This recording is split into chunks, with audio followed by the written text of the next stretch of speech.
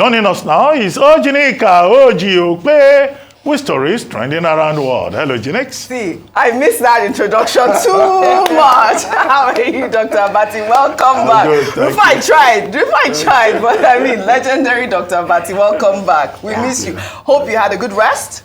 Fantastic. Ayo, good morning. How are you this morning? Good. Fantastic. Thanks. Rufai. Chowakpa.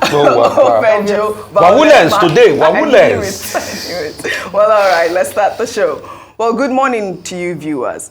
Let's begin what's trending with the news of Abdulrasheed Bawa, former chairman of the Economic and Financial Crimes Commission, who was released from the custody of the Department of State Services on Wednesday, just a few minutes before 10 p.m.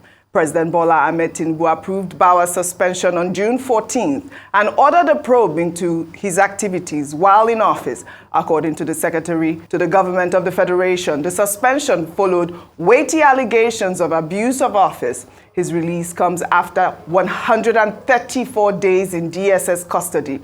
Lawyers and civil society groups faulted his continued detention without charges, describing it as unconstitutional and a violation of his fundamental human rights. Well, in the video now making the rounds on social media, Bawa was seen in a cheerful mood after his release, surrounded by well-wishers.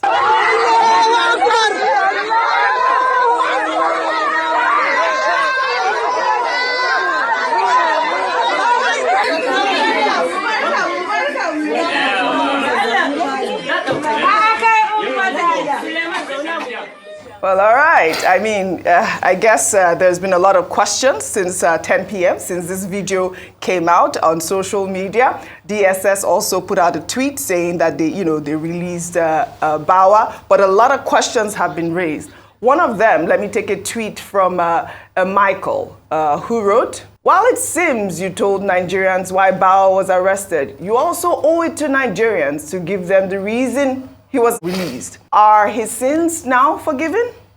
Was his release based on a court order?" Another reaction there from Brother Ba, who wrote, "Former EFCC boss release. 1. Why was Abdulrasheed Bawa released by the DSS on October 26, 2023, on the eve of the Supreme Court's date of judgment on the 2023 presidential election petition appeal? 2. Could this be a negotiation gift for some interest in the political game?" Another question there.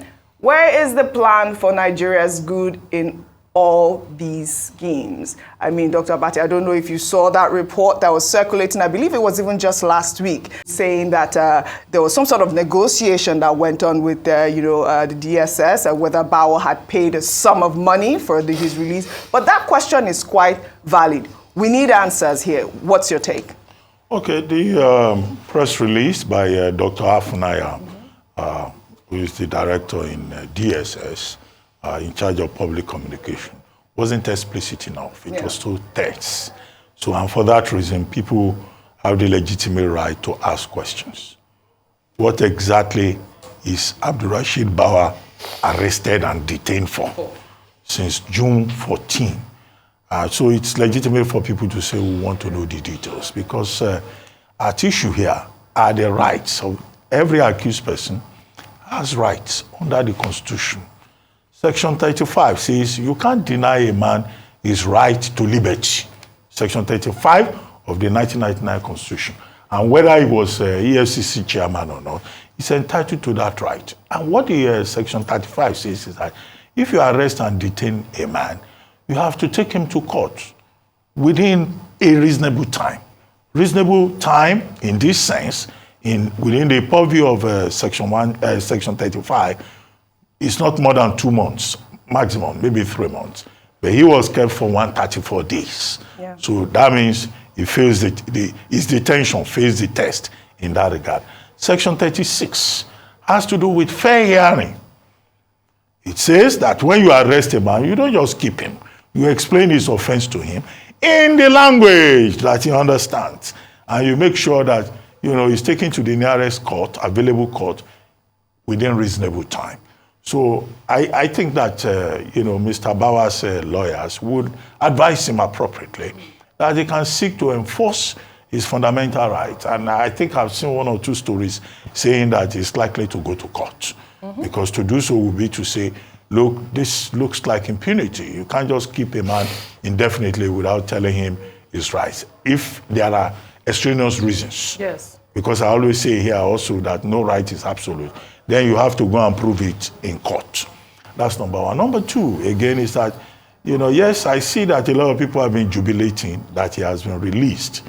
If you recall, at the time Abdulrasheed Bawa was made DSS chairman, everybody was saying, this is a young man. I think it was maybe 42, 41 at the time. Now, the lesson here also is about getting to the top too early. If you are a man of 41, 42, and you've been given the top job, and then it ends in this manner, what's going to follow? Except you are very creative, you are very inventive, and you can reinvent yourself. So I think at a personal level, depending on the kind of person that he is, if he has the capacity for self-reinvention, it may not affect him going forward. But if he doesn't have that level of creativity, it may just be said, oh, he was chairman EFCC so many years back. But what is more important is the fact that Nigerians have the right to know. This is not about the need to know. They have the right. There's a difference between need to know and right to know.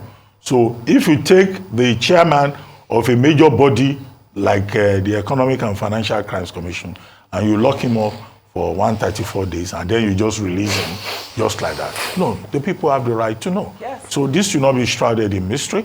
And I hope that Dr. Peter Afunaya and other authorities at the Department of State Services will subsequently tell us what happened. If not, if Abdulrasheed Bawa enforces his rights, the court would reveal what it is that is hidden, so that others can learn lessons. Absolutely. Because now that there is another man there, Olukoyede is a new man in the EFCC, perhaps there are lessons that he himself can learn from this and the other persons who have been given positions. Well, all right.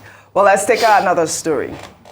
According to the Nigerian National Petroleum Company Limited, crude oil thieves have resorted to a new tactic of installing closed-circuit television cameras on trees to evade security operatives. The CCTV cameras, as well as mortar launchers and defense systems, were said to have been mounted by the oil thieves in various locations around the Oguta Naval Base in Imo State as a plan to eliminate any potential danger to their illegal operations. The discovery was made possible after an invasion by the military following information gathered by air surveillance carried out by Target Energy, Tantita Security Services, and Operation Delta Safe in August. An oil bunkering site was also uncovered. Once they dig the ground, as they dug it, crude oil will start coming out and they will start fetching. As you can see, all these places are little holes. They dug it and they start extracting the crude oil. As you can see, all these ones are already sacked. You can see the holes littered everywhere. You dig, you fetch. All right, Rufai. Well, earlier, I guess you guys were supposed to have Edwin Clark on the show today, and he was talking about the fact that, you know, Imo, Abia, and I believe also Ondo State, he was saying that they produce very little oil, but that's in Imo State right there. We saw that oil bunkering. But, you know, I hope that, you know, we get to some sort of resolution on that. They want those states removed from the NDDC. But before I speak to you, Rufai, in another development, former Niger Delta militant leader Asari Dokubo, who has been a staunch supporter of President Bola Ahmed Tinubu, has apparently made a U-turn. Asari, who vigorously campaigned for Tinubu's presidency and even secured a meeting with him at the Aso Rock Villa, was reacting to controversial Islamic cleric Sheikh Ahmad Gumi's call for the removal of FCT Minister Nyesom Wike for receiving Israel's ambassador to Nigeria in his office, in a video that has now gone viral. Well, in the video, Asari criticized the president's recent appointments, stating that he's setting a dangerous precedent by choosing only Lagosians in his cabinet. The appointment that is going on is one-sided. We must speak out. This is not Lagos. The president must know that the party is following in making appointment, as if appointment is for Lagos, as if Nigeria is for Lagos, is dangerous. He already has a lot of problems. We know. We must point this thing out. Why should someone like Bosun Tijani be in this government after all the abuse and criticism? The president should look back at the appointment and rewind it, retrace it, and balance it. This is a country that belongs to all of us. Yes, it is a country that belongs to all of us. Well, former Niger Delta militant there, Asari Dokubo, now he's speaking. Oji, Yes. I want to sing a song. Go ahead. Turn by turn, oh. Najagaban turn, oh. Actually, it's his turn. Turn by turn, oh. Asari, wait for your turn. Asari, yo, turn by turn, oh. Najagaban turn, oh. Jagaban. Turn by turn, oh. Asari, wait for your turn. Why is he complaining? Yeah, well, Oji, we need to know. you see, he doesn't have the right to complain about nepotism. But he supported President Tinubu. He said President Tinubu can do no wrong. He said he's known him since 1992. He still supports him. So why was he complaining about nepotism? He has no rights. Because he also said that when it's somebody's turn, you can do anything. So the others should wait for their turn. So Asari should wait for his own turn. It is the President Tinubu's turn now. But apart from the wawulas, let's go to the substance of the matter. I totally subscribe to what he has said. Yes, we Asari, always talked about as this. regards, nepotism, and a lot of people also have also complained about that. They've complained about that, the fact that it looks as though the government is set in favor of some people, and you must have balance spread across board. I think we've also talked constantly, and you see, that's why I said we should be careful when we talk about this Israel-Palestinian issue. Look at the conversation they're couching now. He's against Wike because Wike received the Israeli ambassador. But the truth is, Nigeria is non-aligned in this case. So Mr. Wike as a government official can receive anybody. So let's not couch it into a religious thing, because you've been seeing protests along the streets, and let's be careful. All right? Let's remain non-aligned. Concerning the crude oil theft, it just goes to show what's happening in the country. It makes no sense that products have been stolen. But you ask, where are those in authority to be able to nip this in the bud? So this is repetitive. It continues on and on and on like that. And we almost do not have a solution to it. And that's why you see that our resource is plunging. Crude oil, what we churn out in crude oil, barrels per day, is plunging. It's ridiculously poor. Absolutely. I'd like your thoughts on that crude oil theft. I mean, these people have become, they've changed their method now. They are putting these cameras on trees. So they've become the law enforcement agencies. They are protecting their own territories. Yes. The illegal miners are protecting their own territories.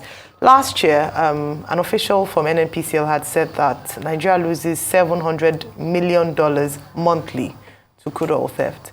They say that this is estimated at 470,000 barrels per day. And so we have a huge issue. Put that side by side with the fact that we have a revenue challenge when it comes to the economy. And one of our main revenue generators is crude oil. Now, it is quite interesting. And the question I'd like to ask is, where's the intelligence? Where's the investigations like this? We often talk about the fact that they announced these things a bit too early. What I would expect them to do is, having done their investigations, they use that as intelligence to be able to apprehend these people who are planting CCTVs in order to ensure that security operatives do not apprehend them by monitoring their activities. So what I would like from this is not just the announcement around how sophisticated these thieves have gotten, but what is our own plan? What is our own intelligence plan? What is our own sophistication in terms of apprehending these thieves? Now you understand the way they operate. Now you know the way, the technologies. You know some of the people that they are in alliance with.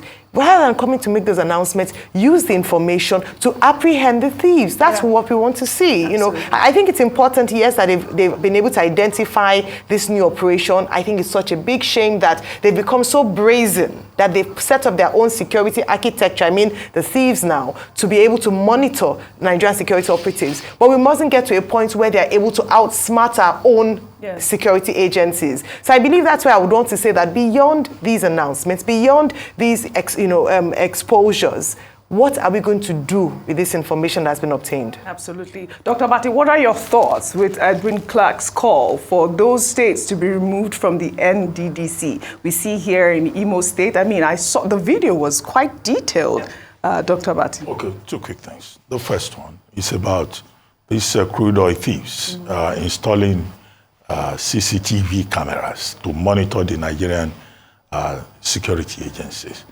Well, that's an indictment of the effectiveness of the security agencies that are supposed to prevent crude oil theft, which is an act of economic sabotage, which is a criminal enterprise.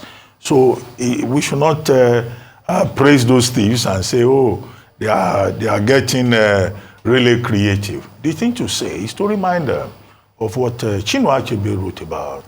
Chinua Achebe wrote, I think in Things Fall Apart, that if a naked bird has learned to fly without perching, the hunter too says he has learned to shoot without missing. So this is a classical, you may say apocryphal, contest between a naked bird and the hunter. And it's for the hunters to learn to shoot without missing. It's not for them to say, CCTV cameras are now being installed by criminals. But I like the result of the NNPCL to say that NNPCL is committed to ensure that crude oil theft is checked because it's economic sabotage, simplicity. Now, Chief Edwin Clark, I mean, leader of PANDEF, statesman, statesman, sage, and all of that, he is saying that states like Imo, Ondo, Abia should be taken out of the 9 states that make up the NDDC. The problem that I have here is that Chief Ike Clark seems to be concentrating on nomenclature. He says the title of the body is NDDC, Niger Delta Development Commission, and that those states, Abia, Imo, and Ondo, they do not fall within the definition of Niger Delta Development Commission. Well, the quick answer to that, which has been pointed out incidentally by this same Asari Dokubo in a previous intervention, is that look, they should change the name of the NDDC to Ompadec, because Ompadec was the original name. It said oil minerals, producing, commission, Ompadec. So that covered beyond geography. So maybe what we should then get to is to go back to the original name of Ompadec, because Chief Ike Clark's major point is that a state like Imo that produces maybe 1.05% cannot be quarreling over chairmanship of NDDC with other states that produce like 10%. Okay, so nomenclature is a problem. The second point raised by Ohaneze Ndigbo in their rebuttal is that look, what Chief Clark is saying is an attempt to exclude people, and that it is not in the best interest of Nigeria, that we should be talking about inclusion. And that in fact, most states you join, the NDDC, states that come from the old Anambra Basin. Okay, they didn't add the Gongola Basin. There's also the Gongola Basin. So if you open it up, the only way to resolve the mischief is to say oil minerals producing commission. All right. I didn't hear you talk about Asari Dokubo's U-turn with the appointments and all of that. Okay, you didn't ask me to comment on that. I thought you were going to go there. That's where what you say is covered by the principle of federal character. Absolutely. And President Tinubu has said he will run an inclusive government. So Nigerians want to see him run an inclusive government. All right. And if you look at the pattern, it has changed. Initially, most of those appointments were people from Southwest, but that has changed. Right. If you look at the list now, more people from other parts, and the president of Nigeria can dispense over 5,000 kind of patronage. After all, it's his turn. Yes. After all, it's his turn. Well, all right then. We'll take our final story in Okene, Kogi State, where the governorship candidate of the People's Democratic Party, Senator Dino Melaye, was seen in a dance-off with the governor of Osun State, Ademola Adeleke, who is often referred to as the dancing senator, during the party's campaign flag-off held on Tuesday. Both men thrilled their supporters, dancing to Davido's hit song, Feel It. Let's take a look. Rufai will beat both men. Yes. Both men. But it's on record. I beat the governor. I beat the governor at the dancing time. I beat him. He said, Rufai Oburu, you are wicked. You know, I beat him. But you said he's invented some dance moves. He's got some new dance moves. It's just Mr. Dino Melaya I want to contest with now. Yes. I need to show him pepper. Rufai is ready. Mr. Dino, I will beat you too. I just think that in terms, that's a governorship gubernatorial dance step. He has upgraded his dance. That's Governor Adeleke. I'm yet to see. Sorry, Rufai. Anyone who has beaten Governor Adeleke. Did you see the new belly shake and body? He was serious. Look at that. Look at that. I love it. I love it. I saw some people making the comment that PDP may well be described as people dancing party. PDP, people dancing party. But what I find here is not Senator Bukola Saraki there shuffling, doing a jebota, moving from one side to the other. I think he probably can create time, to learn some of those dance moves from Governor Adeleke and also from Dino Melaye. Rufai is ready to coach them all. Because politics, after all, is about color. I love it. If not anything else. Well, all right. Dr. Abati is back. Well, I'd love to thank you all for your great analysis on what's trending, as always. Implications about. Well, that's all I have for you on what's trending today. I'll see you all tomorrow.